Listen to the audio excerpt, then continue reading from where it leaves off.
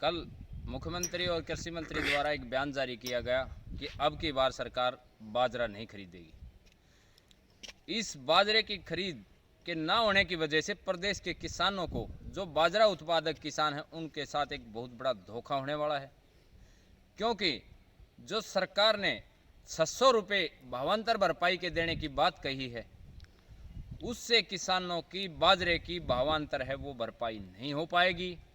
क्योंकि जैसे ही किसान की फसल निकल के मंडी तक पहुंचेगी, उस समय मंडी भाव और सरकार ने जो भाव तय किया है 1650 रुपये, उसके अंदर करीब 500 से 600 रुपये तक की कटौती आ जाएगी, कम हो जाएगा।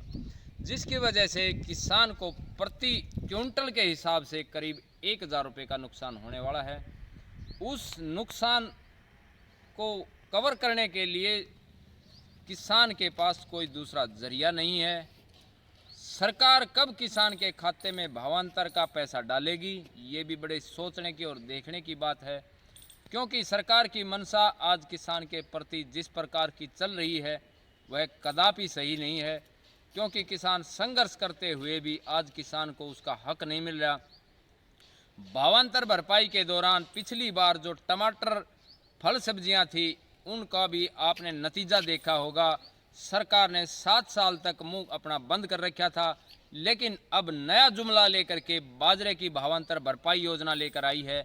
इसके अंदर देखने की बात है कि सरकार पिछली बार बता रही है कि 700 करोड़ रुपए का घाटा हुआ, जबकि 1650 रुपये कम से कम इन्होंने जितना भी बाजरा खरीदा वो बेचने के बाद अगर 700 करोड़ रुपए का घाटा हुआ है, तो अब की बार 500 करोड़ रुपए में सभी किसानों को लाभ किस प्रकार से पहुंचाएगी। क्योंकि जब 700 करोड़ का घाटा तब हुआ जो भावांतर के अनुसार, तो वो 200 करोड़, या तो वो जितने भी ये सरकार के पिछले आंकड़े हैं वो बिल्कुल गलत हैं। अगर वो आंकड़े सही हैं तो सरकार अब की बार हरियाणा प्रदेश के किसानों का बाजरा ना खरीद करके इनके हिस्से को डकार करके इनके साथ बड़ा धोखा करने वाली है।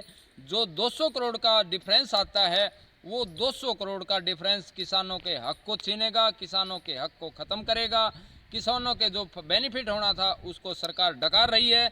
और इसके अलावा भी जो बाजरा सरकार ने पिछली बार खरीदा था, उस बाजरे का जो कीमत बनी थी, कहीं वो डिफरेंस सरकार के हिसाब से 1650 से और 1950 के बीच मात्र 300 रुपये का अंतर था। तो अब की बार तो इन अंतर बढ़ करके उससे कहीं ज़्यादा हो गया। तो 700 की बजाय अब की बार भावांतर की बजाय अगर सरकार खरीद करती तो सरकार का बजट 900 और 1000 करोड़ के ऊपर जाना था, वो मात्र 500 करोड़ के अंदर सीमित करके किसानों के साथ सीधे तौर पर धोखा किया जा रहा है।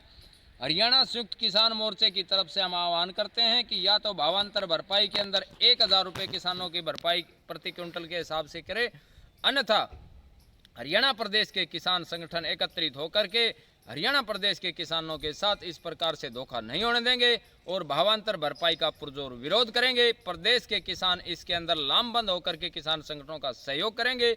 जो बीजेपी और जेजेपी की सरकार है, जो बाजरा की खरीद से बचने के लिए और किसानों को जो नुकसान पहुंचे, खरीफ की फसलों में जो नुकसान कर रही है खरीद के दौरान, ये नुकसान किसी सूरत में हरियाणा प्रदेश के किसान संगठन और किसान किसी सूरत में बर्दाश्त नहीं करेंगे। जय किसान।